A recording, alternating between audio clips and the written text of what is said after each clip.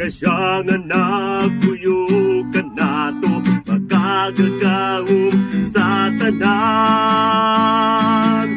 Pagkaanindot ang kinabuhing Kristohanon, isandagan na lang tuson, makapahiyong gihapon, malay angay nakabalakan.